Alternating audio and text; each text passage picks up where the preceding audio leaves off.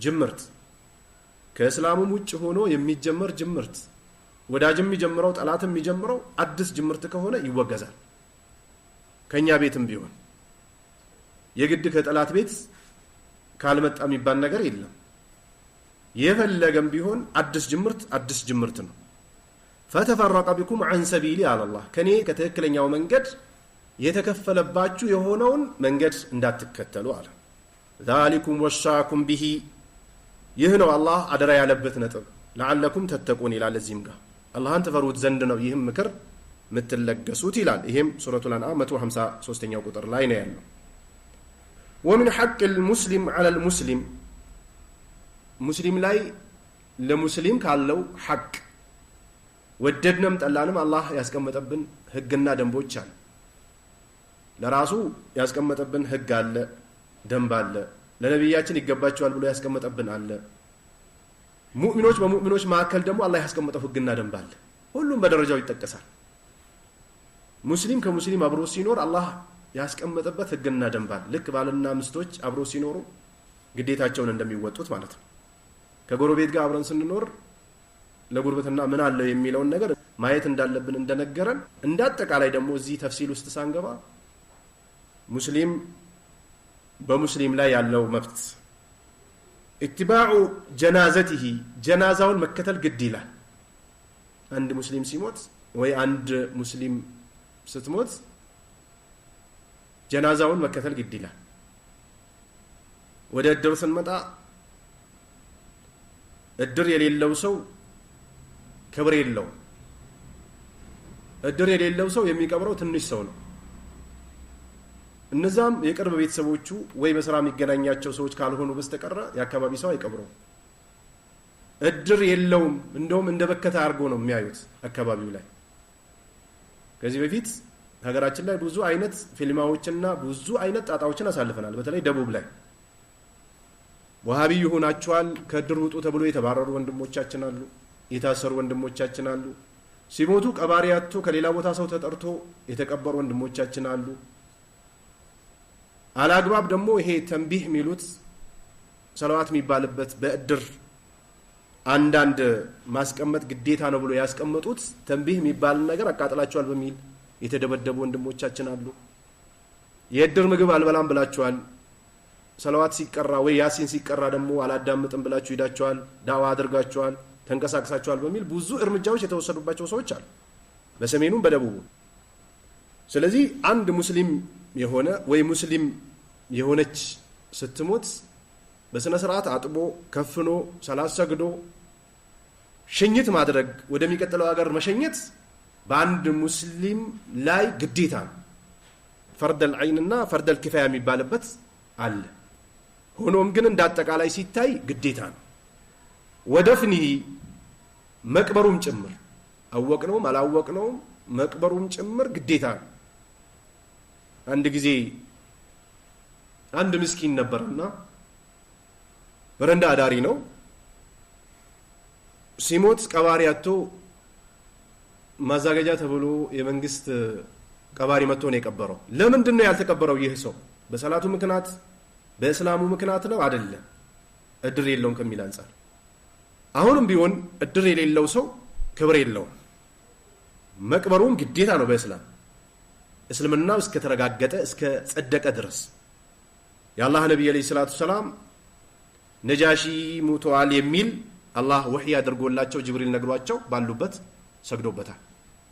ወንድማችሁ ሀበሻ ላይ ሙተዋልና እንስገድበት ብሎ ሰግዶበታል የአላህ ነብይ አለይሂ ሰላቱ ሰላም። መስጂዳቸው ላይ ጽዳት ስትሰራ የነበረችው ሰሃቢ በማታ ሙታ ሰሃቦች ለነብያችን አለይሂ ሰላቱ ሰላም ሳያሳውቁ ወስዶ ቀብሯት ነብያችን ጠይቁ የት ሄደች ብሎ ሞተች እኮ በማታ ነበር የሞተችው እርሶን ከማስቸገር ብለን ወስደን ቀበርናት ብሎ ሲነግሯቸው ወደ ቀብሯ አመላክቱኝ ብሎ ቦታውን ጠይቆ ሄዶ የአላህ ነብይ ሰግዶባታል። እንዲህ ነው እስላም። ኢዛ ማት ሲሞት ወይ ስትሞት ሰላተል ጀናዛ የመስገድ ጀናዛውን የመከተል የመቅበር ሌሎች የሚያስፈልጉ ነጥቦችም ካሉ ያንን መፍትሄ ማምጣት ሙስሊም በሙስሊም ላይ ግዴታ ነው። አላ መን ሐደረሁ ይህንን የሞተውን አካል የተጣደው ቅርብ ያለ አካል ላይ ግዴታ ይሆናል። እድር የለኝም ብሎ መሸሻ አያስፈልግም። ወይ እድር ስለሆነ እቀጣለሁ ብሎ አይደለም የሚካሄደው ወደዛ። የእድር መዝገብ ላይ ከሌለው ስሜ እንዴት ተደርጎ ይጻፋል ተብሎ አይደለም የሚካሄደው። እስላም ያሰረው ገመድ አለ፣ ያንን ገመድ ተከትሎ መሄድ ነው። ቀሪበን ካና አው በዒዳ ቅርብም ይሁን የሩቅም ሰው ይሁን መቅበር ጀናዛውን መሸኘት ግዴታ ነው።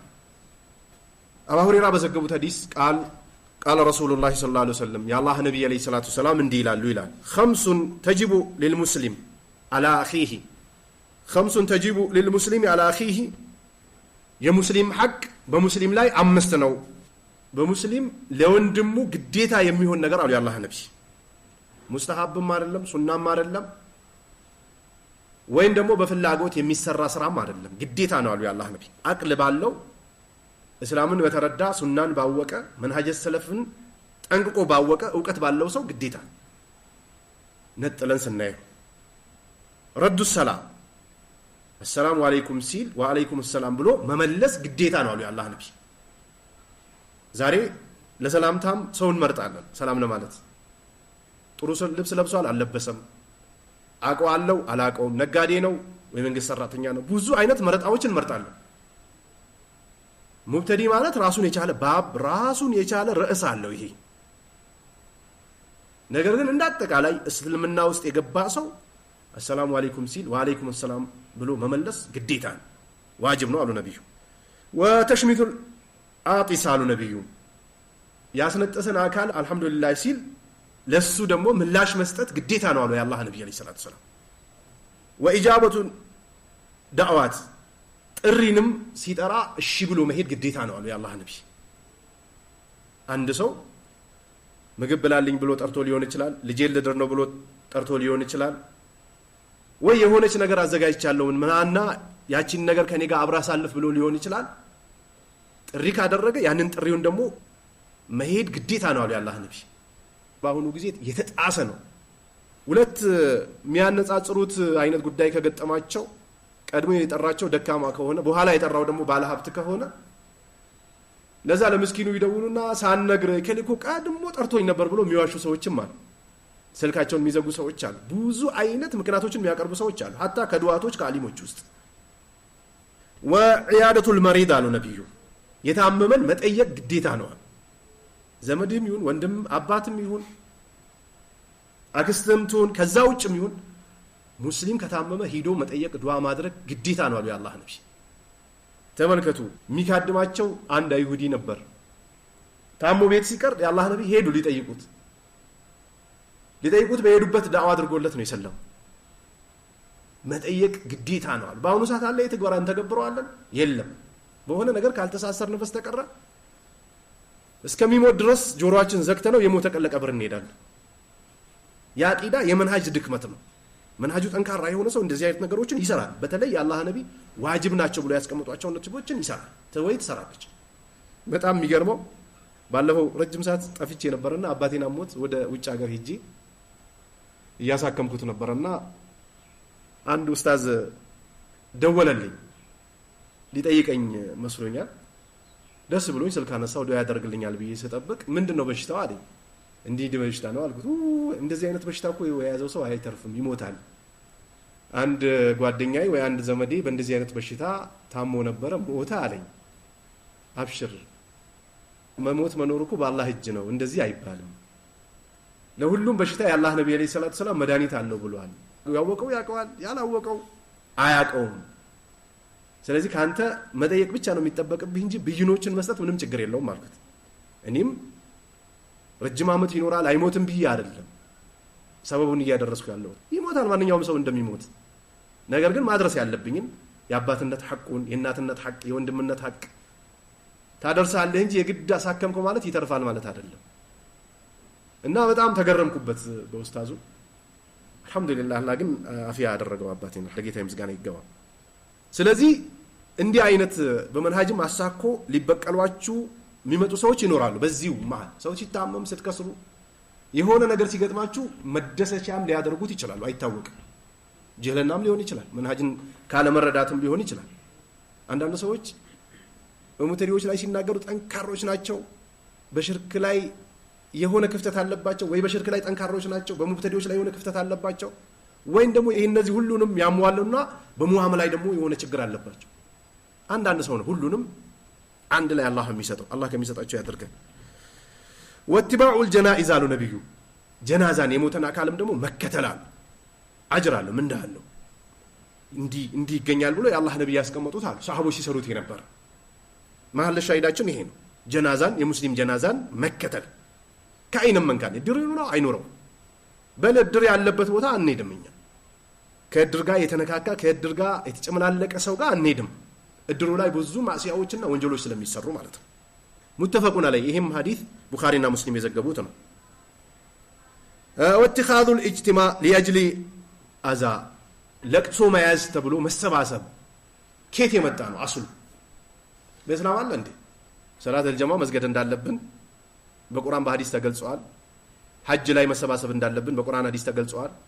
ሰላት الኩሱፍ ሲሰገድ በጀማ መስገድ እንዳለብን ተገልጿል። የኢድ ሰላት እንዴት እንደሚሰገድ ሁሉም ነጥቦች ተገልጿሉ በሸሪዓ ባብ አላቸው። ለለቅሶ መሰብሰብ አለ እንዴ? ሰው ሲሞት ቀብሮ ዱንካን ውስጥ ገብቶ ጋቢ ለብሶ መቀመጥ፣ ወንበር ማዘጋጀት፣ ጠረጴዛ ማዘጋጀት፣ ምግብ ማዘጋጀት፣ አንገት መስበር፣ ጥቁር መልበስ፣ ገንፎ መቀቀል፣ በየሰዓቱ ቡና ማፍላት፣ እንዲህ አይነት ነገሮች በእስላም አለ እንዴ? አዳ ነው ይባላል። ቢማ ይሰማ እድር ነው የሚባለው። እድር ይባላል። አስሉሁ ማእኹዙ ምን النصارى ከነሳራዎች የመጣ ነው።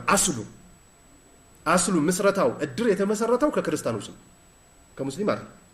ከሙስሊም ካላችሁ ወደ መዲና እንመለስ፣ ወደ ነብዩ ቤት። ከሙስሊም ነው ካላችሁ ወደ መዲና እንመለስ፣ እና አቡበክር እና ዑስማን እና አሊ ጋር እንመለስ። እስኪ አምጡ በቁርአን በሐዲስ። የለም ታሪክ የለውም።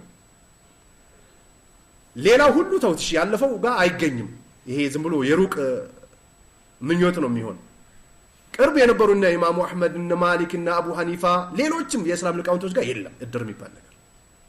አንዳንዶቹ እዛው ቀብሮ ወደ መስጂድ፣ አንዳንዶቹ እዛው ቀብሮ የሚያስቀርቡ ከሆነ ወደ ደረሶቻቸው ነበር ሲሄዱ የነበሩት እንጂ እድር ተብሎ ተቀብሮ ሀታ 3 ቀን የሚባለው ከየት የመጣ ነው? ዱንካን ዶክ ነው መቀመጡ። እሱም ራሱ አሰል የለው። በ3 ቀን ደረጃ እየተጠቀሰ አለ። ለሴቶች ሲመጣ እናየዋለን። አብዱላህ ኢብኑ ዑመር ረዲየላሁ ዐንሁማ ቃል ነብዩ ሰለላሁ ዐለይሂ ወሰለም የአላህ ነብይ አለይሂ ሰላቱ ሰላም ብለዋል ይላል። መን ተሸበሐ ቢቀውሚን አሉ ነብዩ በሰዎች የተመሳሰለ የለበሱትን ልብስ የለበሰ ማለት ነው። የተናገሩትን የተናገረ፣ የሄዱትን አካሄድ የሄደ፣ የሰሙትን የሰማ፣ የበሉትን የበላ፣ ያወሩትን ያወራ፣ የነሱ ፍልስፍና ውስጥ የገባ ታዲያ እሱ እነሱን ቢከተልም ከኛ ጋር ነው ይባላል? አይባልም። ወይንም ደግሞ አንድ ጊዜ ሰለፊ ከሆኑ የፈለጉትን ይዋኙ ይባላል? አይባልም፣ ነውር ነው። فهو منهم አሉ ነብዩ እሱ ከነሱ ጋር ነው አሉ። ፈልጎ የነሱን መንገድ ሄዶ አላረም። ቁርአኑን ሐዲሱን መስጊድ ውስጥ መናጀ ሰለፍን ክታብ ላይ ያለውን ትቶ ዝም ብሎ ፍልስፍና ውስጥ ገብቶ አላረለ። فهو منهم አሉ ነብዩ። اخرجه ابو داود ኢማሙ አቡ ዳውድ ዘግቦታሉ። የሐዲስ ቁጥር 4031ኛው ቁጥር ላይ وقواه الالباني ሼኹ الالباني ሐዲሱ ቀውይ ነው ብሎታል። عن ابي سعيد الخدري رضي الله تعالى عنه ቃል ረሱሉላህ ሰለላሁ ዐለይሂ ወሰለም የአላህ ነብይ አሁንም የካፊሮች የእድርም በሉት የለቅሶም በሉት የሰርግም በሉት ልጆችን በማስመረቅ ስም የነሱን ጎዳና መግባት በሉት በአሁኑ ሰዓት እንደምታዩትም ኬጂ ሲያስመርቁ ወይ 12ኛ ክፍል ሲጨርሱ ወይ ከዩኒቨርሲቲ ሲመለሱ ሙስሊሞች የሚገቡበት ዋና ይዩት፣ ካፊሮች የሚዋኙበት ዋና ገብቶ ስንት ፈሳድ ይሰራሉ። በየመንገዱ መኪናቸውን ማብራት አብርቶ ከላይ መስኮት ከፍቶ ልጆቻቸው እጃቸውን እያውለበለቡ ከተማ ይዞራል። ከየት የመጣ ነው? ከካፊሮች የመጣ ነው። ሙስሊም እንደዚህ አይነት ነገር አያውቅም። አስል የለው። እንዲህ አይነት የዱርዬ ስራ በእስላም የለም። ሰዎችን መረበሽ፣ መንገድ መዝጋት፣ መኪና መገልበጥ፣ መገልበጥ፣ መሞት የለም በእስላም። እንዲህ አይነት ጭፈራ፣ እንዲህ አይነት ሽለላ፣ እንዲህ አይነት ዋና የለም በእስላም። አሁንም ቢሆን ልጆችን ኬጂም ይሁን ሌሎች ትምህርቶችን ማስመረቅ፣ ሴትና ወንድ መቀላቀል፣ ሙዚቃ መክፈት፣ አስፋልት መዞር፣ አደባባይ መዞር፣ ይሄ ሁሉ የመጣው ከአላህና ከነብዩ ጠላቶች ነው እንጂ ከመስጊድ የመጣ አይደለም። ተጠንቀቁ። ይሄን ሲጠቅሱ የአላህ ነብይ ለተተቢኡነ ሰነነ الذين من قبلكم አሉ ነብዩ። ትከተላላችሁ አሉ። መከተላችሁ አይቀሬ ነው። ጃሂል አይጠፋም አሉ ነብያችን። ወይ ወደ እስላም ገብቻለሁ ብሎ እስላም የጠፋበት ሰው አይጠፋም። ማታቀው የጠፋበት አይጠፋምና የነሱን መንገድ ትከተላላችሁ አሉ። ከናንተ በፊት የነበሩ ሰዎች ሽብራን በሽብር ወዝራዓን በዝራዕ አሉ ነብዩ ኮቴ ለኮቴ ተከተላላችሁ አሉ የአላህ ነብይ حتى لو دخلوا في جحر دب لتبعتموهم على نبي ምንድነው የምትባለው በአማርኛ አርጃኖ የምትባል እንስሳ አለች ሌሎች እንስሳዎች ጅብ ጉድጓድ ይቆፍራል አይታችሁት ከሆነ ሌላ ቦታ ሄዶ በልቶ ጠግቦ መጥቶ ይገባል ሽንት ሲመጣበት ወጥቶ ይሸናል ውሻ አይታችሁት ከሆነ ማደሪያ ካለው ያድርና ለመሽናት ወይ መኪና ጥግ ሄዶ ይሸናል ወይ የሆነ ጎማ ስር ሄዶ ይሸናል አይታችሁት ከሆነ ላሞች ወይ ፈረሶች በረት ላይ ሲታሰሩ የሚያርፉበት ቦታ ላይ አይሸኑም ወደ ኋላ ትንሽ ፈቀቅ ይሉና ሸንቶ የሚተኙበት ቦታ ላይ መጥቶ ይተኛል እቺ እንስሳ ግን እዛው ትበላለች እዛው ትሸናለች እዛው ትተኛለች ሁሉ ነገር አንድ ቦታ የሷ ጉድጓድ በጣም ሽታ አለው ጠረን አለው ያቺን ጉድጓድ እንኳን ቢገቡ ተከተላችሁ ትገባላችሁ አሉ ነብዩ ታዲያ አልገባንም እንዴው በድሩ ጉዳይ በለቅሶ ጉዳይ በመርቃቱ ጉዳይ ባለባበሱ ጉዳይ በንግዱ ጉዳይ በሁሉም አላህ ያዘነላቸው ጥቂቶች ናቸው እንቢያሉት አብዛኛው ገብቷል ቁልና ያ ረሱላህ አልናቸው ይላል ሰሃቢዩ እርሱ የአላህ መልእክተኛ ብለን ጠየቅናቸው ይላል አልይሁድ ወነሳራ አይሁዳና ነሳራ ናቸው እንደነዚህ ሰዎች ብለን ጠየቅናቸው የነሱን መንገድ ነው እንደምንከተለው ነብይ ሲገድሉ የነበሩ ነብይ ሲሰድቡ የነበሩ ነብይ ሰዓት ላይ ሲወረውሩ የነበሩ ከዛ በፊት የነበሩ ተውራትና እንጂልን ሲቀይሩ የነበሩ ዝሙት ሲሰሩ የነበሩ ወለት ሲያንሰራፉ የነበሩ የነሱን የነዚህ የጸያፎችን መንገድ ነው እንደምንከተለው ብሎ ጠየቃቸው ቃለ ፈመን ታዲያ ማን አለ ከነዚህ ውጭ አሉ ያላህ ነብይ ያው እነሱን መንገድ ትገባላችሁ አይቀሬ ነው አሉ ሙተፈቁን ላይ ይሄም ሐዲስ ቡኻሪና ሙስሊም የዘገቡት ነው ስለዚህ የነሱን መንገድ የነሱን ፋና የሚከተሉ አረም ይገርመው ጃሂሎች እኮ አይደሉ ወይ ነጋዴዎች እኮ አይደሉ ዓሊሞች ራሱ አሉ ቀለል ያደርጉታል وعن أبي مالك الأشعري رضي الله تعالى عنه أن النبي صلى الله عليه وسلم قال 4 في أمتي من أمر الجاهلية على النبي أردت نجر بأماوتي لا يجاهلنا يدنكرنا سراوش ناتشوار لا يتركونهن النزين عيثوا عاتشوم على النبي ما يكرنوا يقوي على الله النبي الفخر في الأحساب على النبي يعني عبات كنتنا يتغنينو اني عزرنتني اني نقورني اني اصلو سلطيني اني اصلو امارا ني اني اصلو عرب ني اني اصلو تግሬ ነኝ اني اصلو ምናምን የሚባለው አይቀርማሉ ያላህ ነብይ ይሄ የጃሂል የማህይብ ነው አሁን አንዳንዶቹም አሉ ሰለፊ ውስጥ ገብቶ አንተ እንትና ልጅ አይደለ የኢማሙ ልጅ አይደለ ሲባል ደስ ይላል ይስቃል ይሄ አይቀርማሉ አትወጣም ከልባሉ ቆሻሻ ነች አሉ ያላህ ነብይ ወጣኑ ፊል አንሳብ አሉ ነብዩ የሰዎችንም ደሞ ዘር መተቸት አሉ ያላህ ነብይ በሁለት ነገር ነው ይላሉ ትችት አንደኛው አስለ ራሱ ያንድ ሰው ጎሳ አያጸድቅም አንድ ሰው ይንቀዋል ያንተ ደሞ ጎሳ ነው እንዴ ያንተ ደሞ ዘር ነው እንዴ ብሎ ሙሉ በሙሉ ያኮላሻል አሉ አንደኛው ይሄም አይቻል ያ አዩሃ الناس إنا خلقناكم من ذكر وأنثى وجعلناكم شعوبا وقبائل لتعارفوا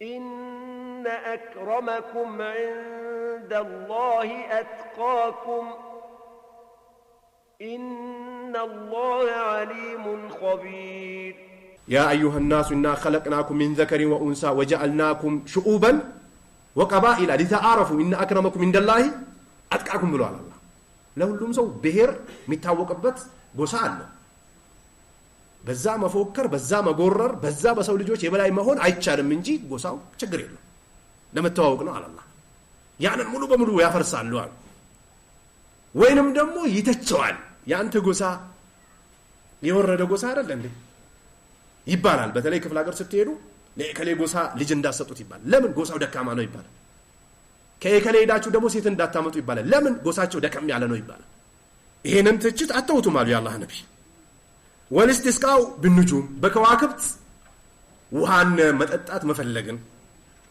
ወንያሐቱ አሉ ያላህ ነብይ ማለ ሻይዳችን ይሄን በለቅሶ መጮ ማልቀስ እድር ላይ የሚገርማችሁ ክፍለ ሀገር ስትሄዱ ሰውየው 10 ሰዓት ከሞተ 10 ሰዓት አይለቀስም።